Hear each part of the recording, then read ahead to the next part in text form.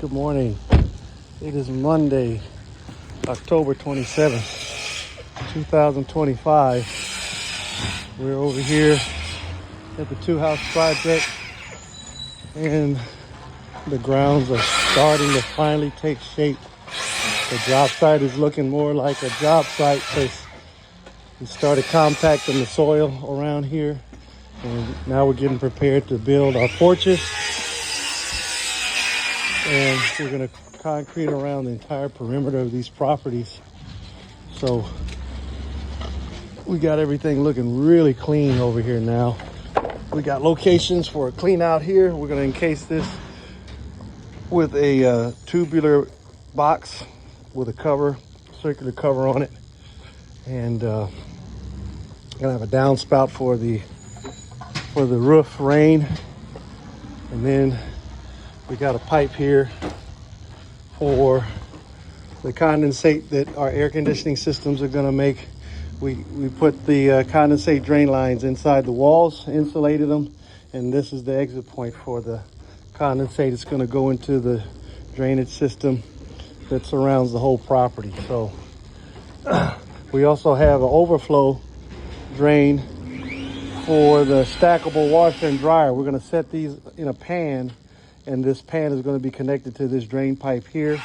So if they develop a water leak, say the water line bursts in the laundry room area, hopefully the pan will be able to catch most of the water and prevent water damage from happening. And finally, we're going to get these crawlway accesses set up, and we're going to actually put some covers on this one because the drainage here in Hawthorne is really not the greatest. So we just definitely have to make sure that we get this squared away. So today for me, I've jumped the power panel to just basically make sure all of our light switches and plugs are properly wired in and functional. And as I told you guys before in another video, I had an apprentice come and help me, and I gave him really good instructions, and with the expectation of him not doing what he was supposed to do. He did it to the best of his ability, and I would say I'm very impressed that he didn't make more mistakes, because I remember when I first got started, I was all thumbs. Very cautious, but I was very tenacious, and I look forward to making a lot of mistakes, because that was what the guy who taught me electrical did. He said, don't be afraid to give it your best. You're going to make mistakes. And so I got the lighting in here together, lighting in the bedroom together, but we do not have the lights in here working like they're supposed to. And these are three-way switches, so I really expected him to screw those up, but I can't say he screwed them up. He gave it the good old college try, and even though he's got 2 master's degree and a bachelor's, I think he did a lot better than me when I first got here. So, and that was back in like the early 2000s when I was just cutting my teeth in construction. So we're going to go ahead and just make sure all these switches work. We got to put some porch lights in here. And we got to do the same thing on the interior. And these gentlemen, they're working on straightening out the porch. I'm sorry. I'm sorry, guys. I didn't mean to do that. I thought you guys had already done this. No problem. You sure? Okay. It's not safe. Yeah. Okay. So it's okay to step on the box though, right? Yeah, Okay. Yeah, I'm just going to go in here real quick. I'm just doing a quick video documentation of what we got going here. Yeah, we had some painting issues and some other things going on in here. And I was totally absent. That's why they kind of piled up all of my stuff that I had outside. Because basically this condensing unit here, it's called an inverter. That was supposed to be mounted on the wall. So the homeowners decided they wanted to set it on the concrete, but we don't have any concrete to set it on. So they all just kind of brought it in here. Cabinets, there were some mistakes that were made with the cabinets, but That wasn't our fault. The general, he was responsible for all of that. We were responsible for getting the plugs in and getting all the lights in. And we got all the lights in. The only reason why they're not like actually fastened to the ceiling was because we had some painting issues. The painter and the finish wasn't to our liking, so we got to straighten all of that out.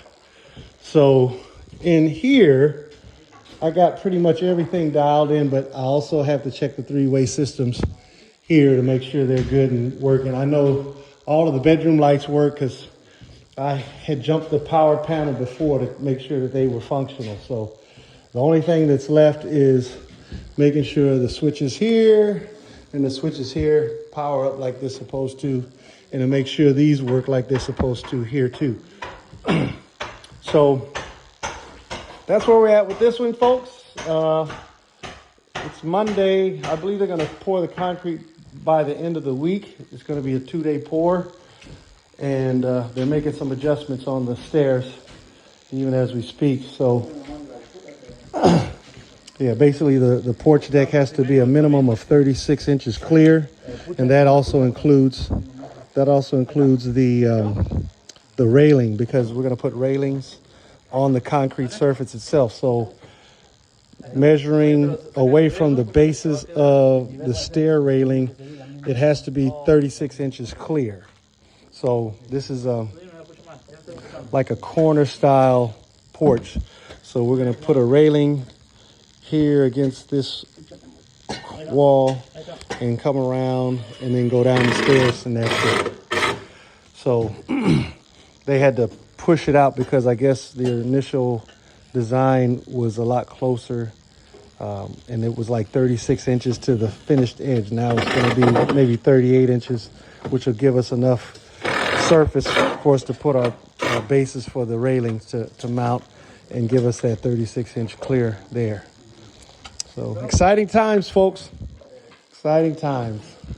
I'm so excited because I can't wait for us to be totally finished, because I'm going to get so much more pleasure after we get paid than the money. I'm telling you guys, to be of service and to be able to provide, ongoing service long after the thing has been paid for, it is such a pleasure for me to do.